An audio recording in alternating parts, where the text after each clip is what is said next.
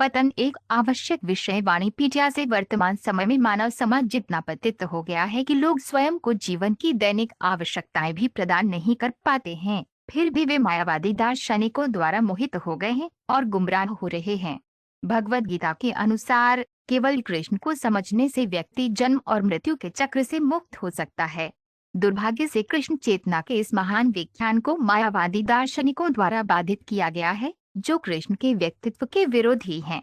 सबसे बड़ा ज्ञान जो हम कभी प्राप्त कर सकते हैं वह सर्वोच्च भगवान का ज्ञान है। यदि हम इस ज्ञान से वंचित हैं तो हमें इस भौतिक संसार की नारकीय परिस्थितियां सहनी पड़ेंगी। अज्ञानता के कारण हम प्रकृति द्वारा प्रदत्त प्रत्येक जीवन को सुखी और सुखद मानते हैं, लेकिन इस भौतिक संसार के अपमानित जीवन में भगवान ब्रह्मा के जीवन से लेकर चींटी के जीवन तक कोई भी वास्तव में खुश नहीं हो सकता है।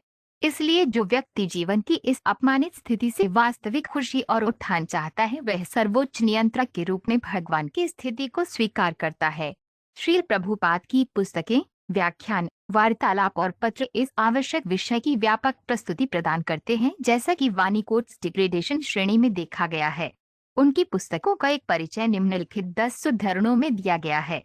श्रील प्रभुपाद की पुस्तकों से उद्धरण एक बद्धात्मा भौतिक संगति द्वारा पहले ही अपमानित हो चुकी है और फिर भी कलियुग में मनुष्य के अच्छे गुण निम्नतम स्तर तक गिर जाएंगे।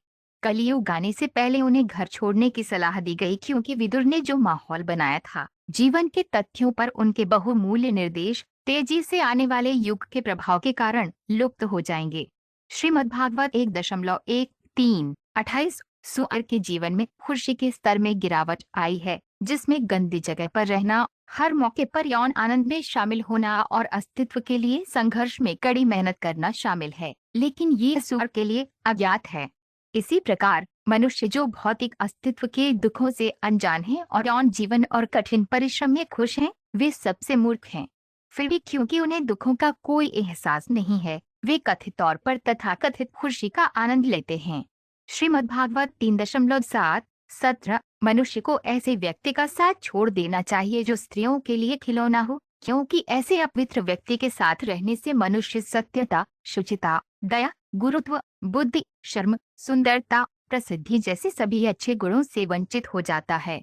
क्षमा, मन पर नियंत्रण, इंद्रियों पर नियंत्रण और सभी ऐश्वर्य जो भक्त को स्वतः ही प्राप्त हो जाते हैं।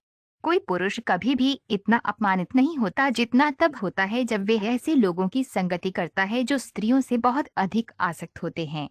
भगवान चैतन्य की शिक्षा, अध्याय 12। जहाँ तक भगवान के महान भक्तों का सवाल है, वे नीच लोगों द्वारा देखे जाने से भी एक पतित आत्मा को शुद्ध कर सकते हैं, और संगति की तो बात ही क्या है। भगवान श्री चैतन्य महाप्रभु दुनिया भर में योग्य प्रचारकों को भेजकर प्रदूषित दुनिया के पूरे वातावरण को शुद्ध करना चाहते थे, और ये भारतीयों पर निर्भर है कि वे इस कार्य को वैज्ञानिक तरीके से करें और इस प्रकार सर्वोत्तम प्रकार का मानवीय कार्य करें। श्रीमद्भागवत 1.18 जो लोग सतोगुण में स्थित होते हैं वे धीरे धीरे उच्च लोकों की ओर बढ़ते हैं। रजोगुण वाले लोग सांसारिक ग्रहों पर रहते हैं और अज्ञान की अवस्था वाले लोग नारकीय लोकों में चले जाते हैं। विशेष रूप से इस कलयुग में भौतिक उन्नति का अर्थ है पतन और कई अवंचित आवश्यकताओं के प्रति आकर्षण जो निम्न मानसिकता का निर्माण करते हैं। इसलिए जघन्य गुण वृत्ति, चूंकि लोग निम्न गुणों से दूषित होने पर वे अपना अगला जीवन या तो जानवरों के रूप में या जीवन के अन्य अपमानित रूपों में व्यतीत करेंगे।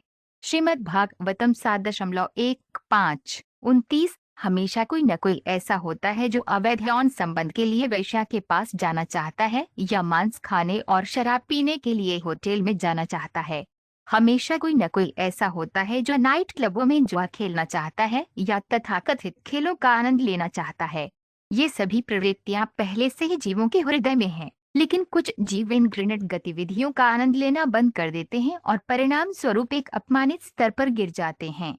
श्रीमद्भागवत 4.294 यदि कोई कृष्ण को परम मित्र के रूप में स्वीकार करता है तो उसके लिए भौतिक मित्रता का आकर्षण समाप्त हो जाएगा और वह सांसारिक झगड़ालू लोगों के साथ तथाकथित मित्रता से निराश नहीं होगा। यदि वो कृष्ण की दासता से आकर्षित होता है तो उसे भविष्य में स्वामी बनने की झूठी आशा के साथ भौतिक अस्तित्व की निम्न स्थिति में भौतिक शरीर की सेवा नहीं करनी पड़ेगी। चैतन्य चरितामृत आदि लीला 4.35 वासना जीव का सबसे बड़ा शत्रु है और यह वासना ही है जो शुद्ध जीव को भौतिक संसार में उलझे रहने के लिए प्रेरित करती है। क्रोध अज्ञानता की अभिव्यक्ति है। ये तरीके स्वयं को क्रोध और अन्य परिणामों के रूप में प्रदर्शित करते हैं। इसलिए यदि रजोगुण को अज्ञानता के गुण में अवनत होने की बजाय जीवन और अभिनय की निर्धारित पद्धति द्वारा सतोगुण में उन्नत किया जाता है, तो व्यक्ति को आध्यात्मिक लगाव द्वारा क्रोध के पतन से बचाया जा सकता है। भगवद गीता 3.37। मानव जीवन में एक जीवित इकाई से अपेक्षा की जाती है कि वे यह समझदार हो और अपने जीवन को उच्चतम स्तर पर ले जाने के लिए दिए गए नियमों का पालन करे, लेकिन यदि वे उनका पालन नहीं करता है तो वह खुद को अपमानित करता है। परंतु यदि वह नियमों, विनियमों तथा नैतिक सिद्धांतों का पालन भी करता है और अंततः परमेश्वर को समझने की स्थिति तक नहीं पहुंचता है, तो उसका सारा ज्ञान नष्ट हो जाता है। और भले ही वे ईश्वर के अस्तित्व को स्वीकार कर ले, यदि वह स्वयं को ईश्वर की सेवा में नहीं लगाता तो उसके प्रयास विफल हो जाते हैं। भगवद गीता 16.23। इस जीवन में हमें अगले जीवन में पदोन्नति के लिए खुद को तैयार करना होगा। जो लोग रजोगुण की अवस्था में हैं, वे आमतौर पर स्वर्गीय ग्रहों में पदोन्नत होने में रुचि रखते हैं। कुछ अनजाने में निम्न पशु रूपों में अवक्रमित हो जाते हैं। जो लोग सतोगुण में हैं वे भक्ति सेवा में संलग्न हो सकते हैं और उसके बाद वे भगवान के पास वापस लौट सकते हैं, यान्ति मर्याजिनोपमाम। यही मानव जीवन का वास्तविक उद्देश्य है।